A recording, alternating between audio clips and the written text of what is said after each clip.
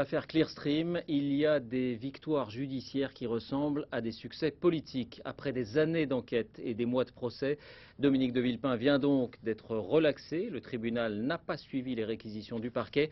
On va examiner dans un instant les réactions, les répercussions de cette décision. D'abord le compte-rendu de Dominique Verdaillan et de Ziden Berkous. C'était tout à l'heure au Palais de Justice de Paris. 3 mois que Dominique de Villepin attend la décision des juges, coupable ou innocent. À son arrivée au tribunal devant une foule de journalistes impressionnante, salué par quelques applaudissements, l'ancien Premier ministre ne laisse rien transparaître. Comme au premier jour de son procès, son épouse et ses enfants sont à ses côtés. 2 heures plus tard, le président du tribunal prononce le mot que Dominique de Villepin espérait de tous ses voeux, relax. Mon innocence a été reconnue. Je salue le courage du tribunal qui a su faire triompher la justice et le droit sur la politique. Je n'ai aucune rancœur, aucune rancune. Je veux tourner la page. Comment est-ce que vous réagissez à ce jugement? Un des premiers avocats à quitter l'audience, maître Thierry Herzog, conseil de Nicolas Sarkozy, partie civile. Le visage est grave, fermé, il restera muet, aucune réaction à chaud avant celle du chef de l'État.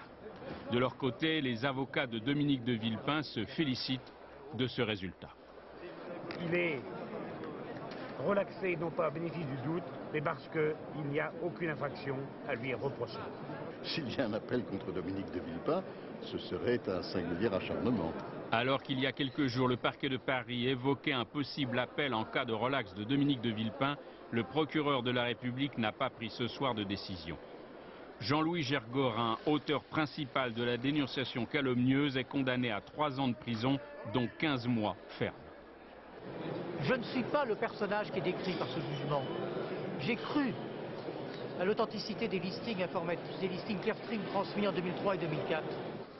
L'informaticien Imad Laoud est lui condamné à 3 ans, dont 18 mois ferme. Alors certes, le tribunal souligne quelques contradictions dans les dépositions de Dominique de Villepin, mais pour les juges, il n'existe aucune preuve que l'ancien Premier ministre soit l'instigateur de la dénonciation calomnieuse, aucune preuve qu'il soit complice par son silence, car pour le tribunal, Dominique de Villepin n'a eu la certitude de la fausseté des listings que le 4 octobre 2004, autrement dit 9 mois après sa rencontre avec Jean-Louis Gergorin. Dominique de Villepin qui s'est limité pour l'instant à cette déclaration qu'on a entendue au début de ce reportage, mais qui est avec nous ce soir.